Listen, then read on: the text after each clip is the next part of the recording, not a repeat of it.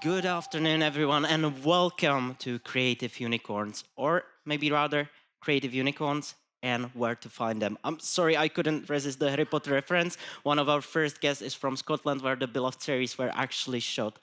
My name is David Severa. I'm the manager of Creative Incubator Gamebase, as well as Gaming Incubator Gamebase and Creative Incubator Kumst. I'm sorry, I missed my own organization. I promise the rest will be better. Anyway, so today's topic is a deep dive into creative and culture industries, and especially for me, coming from a scene where we're trying to help creative people to start their businesses. It's a soft spot actually, because getting the space between the innovation ecosystem for creative industries is still a bit challenging. So I'm glad that we're part of this talk and that we can share that creativity indeed is a form of innovation. And therefore, as you heard on all the other panels, innovation is a form of capital. Therefore, creativity can be too. Our first guest has over 30 years of experience in the support of creative and cultural industries, also background in music, fashion, and photography. She comes from the Edinburgh Futures Institute, where she's in charge of the engagement strategy for the creative and cultural industries. First part will be an inspiration and deep dive into how creative industries can be supported and what they can deliver. Please let me give a warm welcome to Caroline Parkinson to the stage. Hello.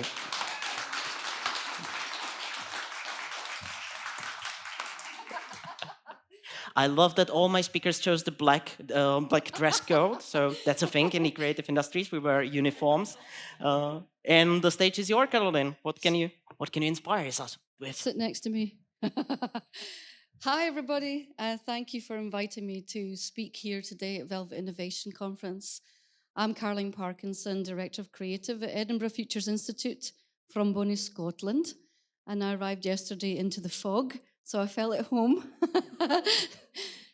So I have also been involved in the Czech Republic more this year than ever before because Marcel Kraus at the TAS Center in Prague invited me on to the International Advisory Committee, which is a great honor. So I came over to Prague to find out what the Technology, Arts and Humanities Centre was all about. And it does align very beautifully with the Edinburgh Futures Institute. So we are working together on a joint course.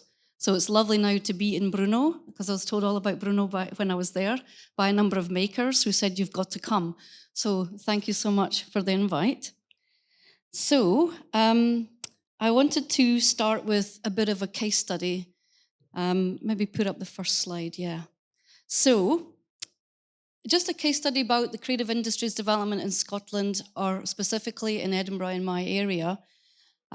Just before we get into a chat a bit more deeply on it. So my story begins with the science and innovation audit, which would be an unlikely place to start if you were purely in the creative industries, but I've been working in economic development and business support as well.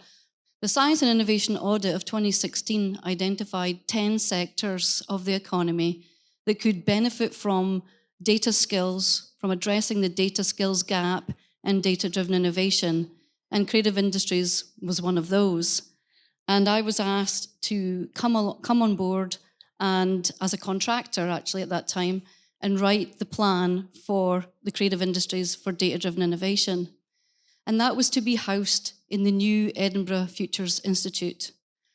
So the story of that is that the Science and Innovation Audit was commissioned by the government, and they tend to have money.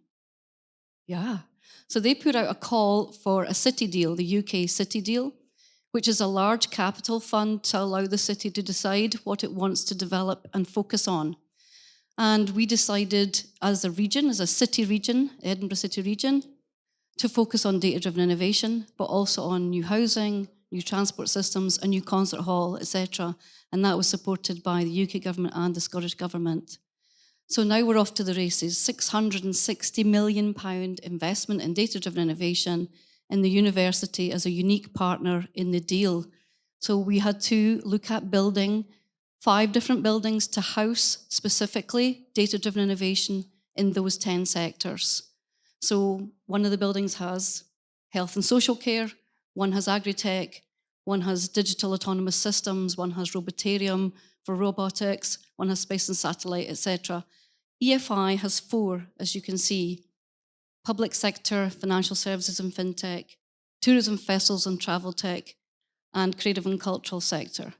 You can imagine us not excluding the festival when you have Edinburgh Festival. It's the biggest in the world. It's also one of the largest events in the world after the World Cup and the Olympics is Edinburgh Festivals. And yet we happen every year and the others happen every 4 years. So it's a major undertaking. It's a major part of our economy. So inside Edinburgh Futures Institute, I think it's unique, but maybe you can tell me differently. We have data-driven innovation, of course. We have AI and data ethics. We have 13 master's courses for students. We have academics and 13 academic centres of excellence. But we also have industry, and that is where we think there is the difference. So each of these sectors have a ward, because it's an old hospital, massive old hospital. We have a ward each. So I have a ward full of creative entrepreneurs and creative companies who wish to be part of this multidisciplinary innovation ecosystem, solving industrial and societal challenges together. But let's ask the question, what are the creative industries? Obviously, each country has their own definition, and I know across the European Union there are different definitions. So this is what is inside the UK definition: advertising and marketing, film, TV, video, radio and photography, architecture, design of all kinds, crafts, IT, software, electronic publishing, computer services and games, music, performing arts and visual arts, and publishing. And across all of these sectors, we had the challenge to drive up their data-driven innovation ability. So we took a cross-sectoral approach to all of them. But I guess you could ask, or the Science Innovation Audit could ask, why are they important? And I think that, obviously from my point of view, I think they're important. I've served them my whole entire life. But the creative and cultural sector generates billions of GVA, gross value added, for the economy, and employs many thousands of people, and I'll come to that later. They also export and do well in exporting, but the export is not just the trade, it reflects your nation, it reflects your cultural identity and your style on an international stage. Maybe you've heard of Edinburgh Festivals, maybe you've heard of the Dundee Games sector. These are all things that we hope will puncture the global atmosphere and say, excuse me, Scotland exists. And we have a specialty in these things. So that export helps us on the international stage. And we bring vibrancy, of course, to our towns and cities. What would life be like without the creative and cultural sector, the creative and cultural offer? And designers and design agencies, of course, work across all the sectors of the economy. They stimulate innovation, they're catalysts for innovation and for thinking and innovating and creating new solutions. And so designers are really very cross-cutting. And of course, they're involved in redesigning the public sector systems as well to make them better for all of us, be it healthcare or other public services that you may want to draw down. And so I think that they're incredibly important in all sorts of ways. That's just a few of them. But what does the Scottish creative industries look like? Well, the UK industry looks much, much larger, but we're a small country of 5.5 million people. Within that, we have 13,000 companies. Most of them are small. We have some large companies, but not that many, but they do employ a lot of people, obviously. So it creates a bit of an imbalance, but the ecosystem seems to work well together. And we have a turnover of 10 billion and a GVA of 5.7 billion. And it's growing. Obviously, post-COVID, there was a dip, and now we're growing again. The employment's around 90,000, and we export about 3.8 billion. The freelance numbers are unknown, and this is a data issue, and it was especially noticed during COVID when we didn't know how to get money to freelance creatives because we didn't know they were creative. We just knew they were freelance. So we then put a paper together to suggest to the government, maybe we could find a way to fix this. And so that's an ongoing dialogue in how we might do that. And the richest sectors we have in Scotland are software. It's bigger than them all. But then advertising, architecture, design, games, writing and publishing are the largest sectors in terms of GVA. And we have around Scotland regional networks for the creative industries, and we have economic development support from the local authorities and cultural support as well. And so we feel that there is support across the country in each of the regions. So as I mentioned, I was remitted to write the plan for the data-driven innovation programme in the creative industries. And as you can see here, I began after the science and innovation audit and then started to deliver in 2019. And I published this white paper and sent it to all the politicians just for fun and see how they reacted. The Minister for Culture, the Minister for Digital, the Minister for the Economy, you name it. I sent it to them all. But of course, the DDI programme was capital money, buildings, fantastic. You need people, and the university obviously supported the people to do things. But I wanted to obviously find money to support the creative industries to do things with us and helped by us. And so there was an opportunity to bid for the Creative Clusters bid, which was a 5-year programme. And we did so with industry partners to support business, to support networking, and to reduce isolation of creatives, and academics to support any knowledge gaps they may have, and business support as well. So let me give you a flavour of the Creative Informatics cluster that we eventually went on to win.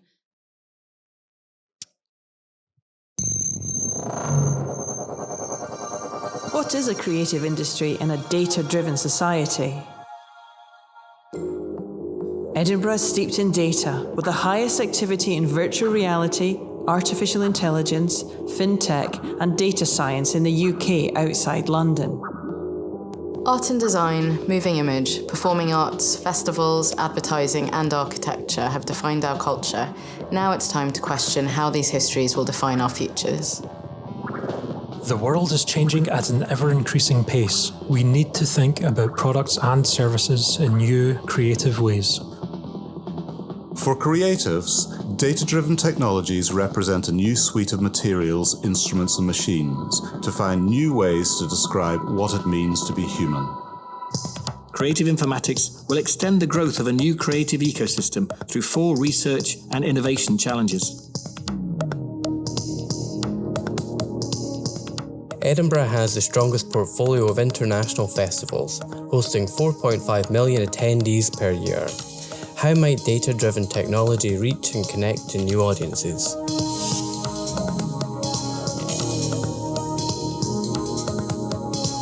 How can we use data to create new ways of experiencing groundbreaking art?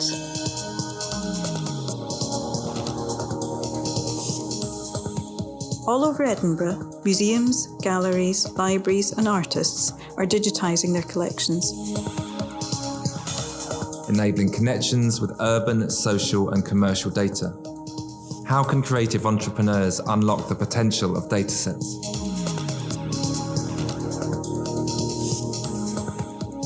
New value constellations will emerge through the development of new prototypes. How can we support and nurture these advancements and share insights? Over the next 5 years, creative informatics will generate startups, products, and services that will redefine the creative industries, giving birth to new methods of cultural production for the data-driven age. Creative informatics, data-driven innovation for the creative industries. So after 5 years of intensive engagement with the sector, collaborating with academics, playing with equipment and trying to develop our businesses with business support, 40 funding calls over 5 years to get 212 new products, 47 new spin-outs. Some of them were actually companies already, but wanted a new service. So I guess that's not the complete number. And 445 new jobs and 78.5 million GVA into the city region, which is a major achievement from 10 to 12,000 pound grants. It's a small seed fund that would allow people to put down certain tasks they might be doing part-time to concentrate on building their business. And the main thing that it created was a huge network, a community, and deep collaboration with 3,000 people in the main, but a wider network of 6,000. And so I created the Creative Tech Scotland Gathering to try to keep that community together after the funding was over and continue to collaborate together. Our next project is CoStar, the convergence of screen technologies in real time.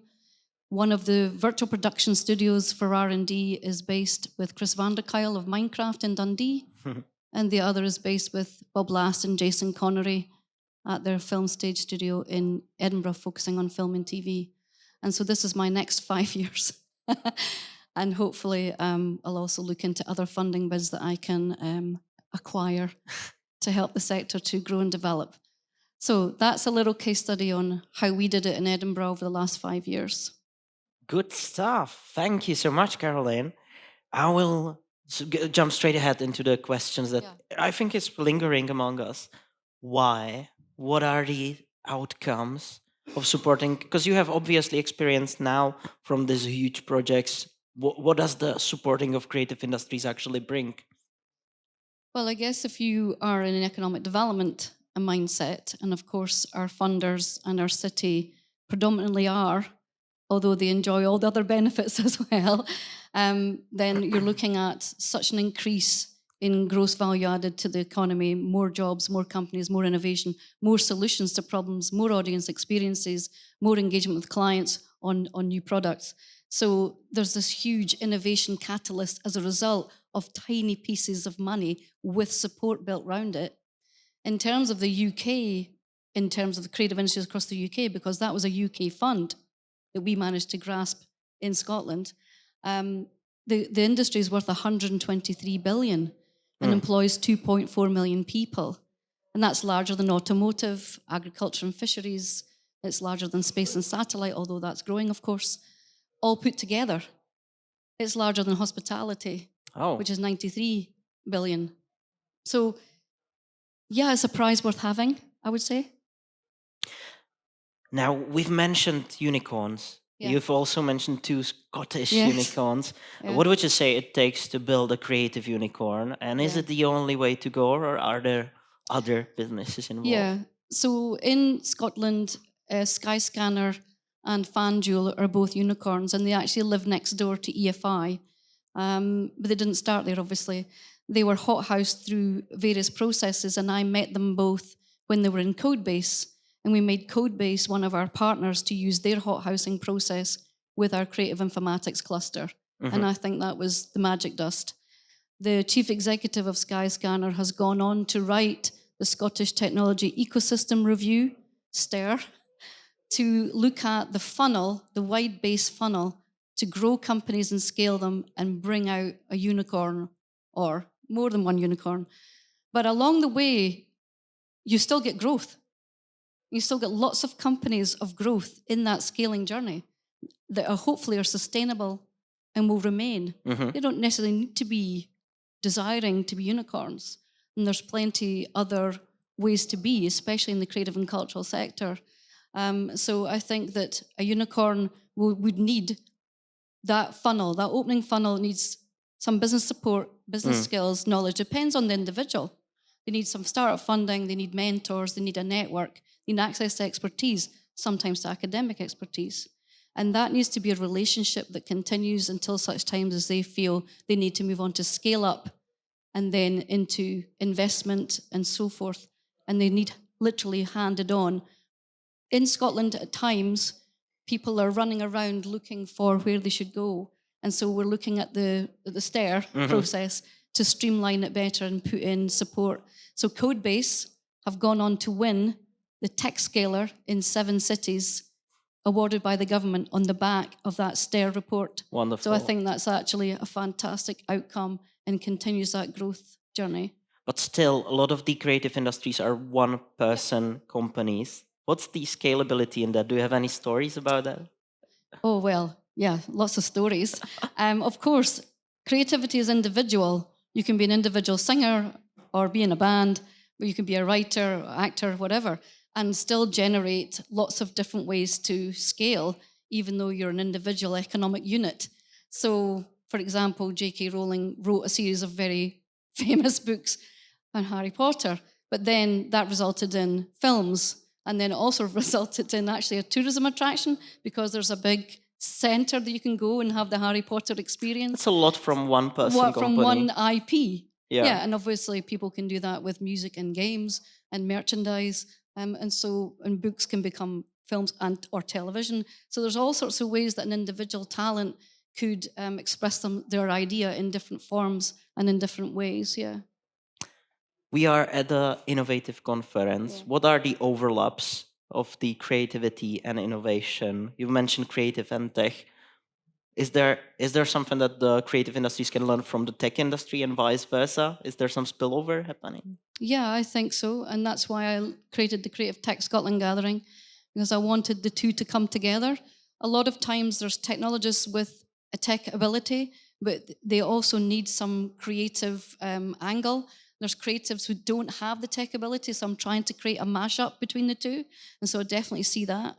And in terms of creativity and the wider economy, of course you do see that, but design is the biggest part of that I see. Is designers can be everywhere and ideally should be everywhere in every part of the economy, because they are a huge catalyst for innovation. Yeah. You come to us from the Futures Institute, so very briefly, is the future of creative industries bright or dim? Oh, it's definitely bright. Good. It's definitely bright, yeah. Obviously, we are worried about AI. It's not fair to say that AI is all great at this point because of the law around copyright. Mm-hmm. And so if copyright law is protected from AI, well, ripping it off, frankly, then of course that's a concern. But if we can get to a balance where we can safely experiment and play and maximize our ability with AI and AI-enabled tools without no credit, no reward, no recognition for creatives, we need to get to a balance point where everyone benefits and we don't destroy the creative industry we've built for the last 30 years to a £123 billion sector. But also, creators want to be creative. The act of creating from here to here to here. They don't necessarily want AI to do it for them. I see. So there's a balance point between AI-enabled tools making things faster for fast think, and there's slow thinking and creativity. And so there's a balance to be had between human and AI. But other than that debate that's whirling around the creative industry right now, I think the future's bright. That's a good closer. Thank you so much. That was Caroline Parkinson from Edinburgh Futures Study.